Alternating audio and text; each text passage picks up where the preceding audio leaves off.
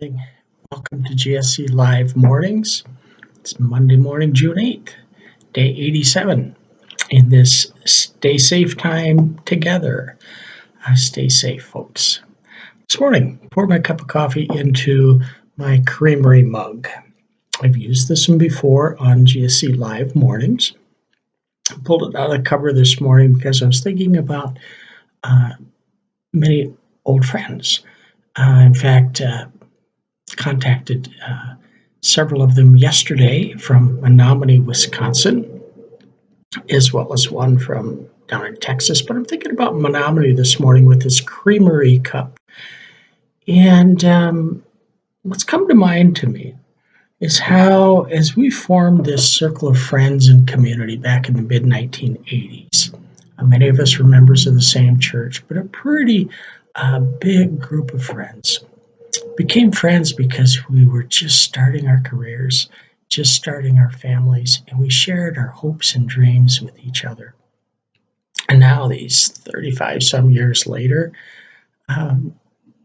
we are still friends, and we can talk about how many of those hopes and dreams have come true for us. And, we talk about the wonderful things in our lives. We talk about our adult children now. And then this pandemic hit. This virus entered the picture. And I really think it has really affected us. Because perhaps in the first time, maybe not, but for many of us in a general sense, for the first time in our lives, our hopes and dreams have come up against a barrier. And we don't know what to do with it. I'm going to read to you Psalm 32, verses 3 and 4. While I held my tongue, my bones withered away because of my groaning all day long. For your hand was heavy upon me day and night. My moisture was dried up as in the heat of the summer. I don't know that I and my circle of friends have ever connected too well with these verses. Because as I think about it now and look around the world around me, in our little struggles because we've had to stay home for 80 some days, we are a privileged group of people. Because many of those hopes and dreams have been fulfilled in our lives as families, friends, careers. Things have unfolded beautifully for us. And oh, aren't we a privileged group of people? We don't really understand our bones withering away and our groaning all day long. We've had it pretty good. And then we hit this pandemic and we start to wonder.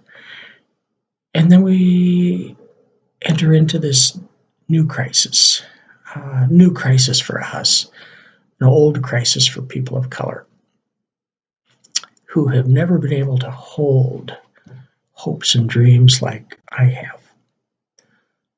It's a great awakening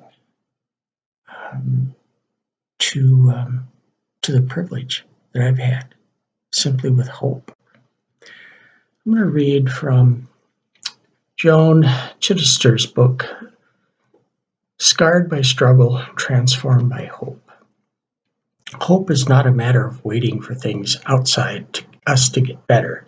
It's about getting better inside about what is going on inside. It's about becoming open to God, the God of newness. It's allowing ourselves to let go of the present, to believe in the future we cannot see, but can trust to God. I don't know that as a person of privilege, if I've ever had to think too much about not getting the things I've hoped for. Whereas there's a whole segment of the population, perhaps 90% of the world population, that have not had their hopes ever close to being fulfilled. And they're living their entire lives with a deep hope inside, hoping and trusting in God that something will emerge for them someday. I'm going to continue to read. In times when it seems all hope is dried up, it's hard to do anything but groan. In a world that is full of brokenness and chaos, it can be difficult to speak. It is in those times that we must continue to actively seek God in our midst.